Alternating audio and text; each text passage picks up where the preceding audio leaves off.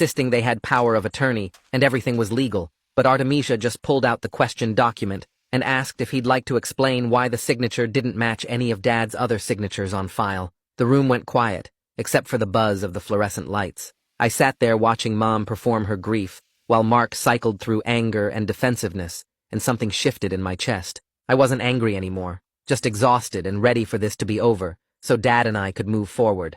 After 2 hours of back and forth, Mom's attorney suggested a restitution framework, and Artemisia countered with specific terms. We reached an agreement in principle where Mom and Mark would follow a payment schedule to pay back the documented stolen funds over time, contingent on what the investigations found. It wasn't everything we were owed, and there was no criminal admission, but Artemisia explained this gave us a legal framework, and we could still pursue other options if they didn't comply. I signed where she indicated and walked out without looking at Mom, whose crying had gotten louder when she realized I wasn't going to forgive her. 2 days later, we were back in court for the asset freeze hearing. The judge was an older woman who read through Artemisia's motion while we waited, then asked Mom's attorney if he had any objections to a limited freeze on the disputed accounts. He argued it would cause hardship, but the judge cut him off and said the evidence showed clear risk of asset dissipation. She granted the freeze, preventing Mom and Mark from moving or hiding money while the investigations continued. It wasn't a full victory, but it was protection,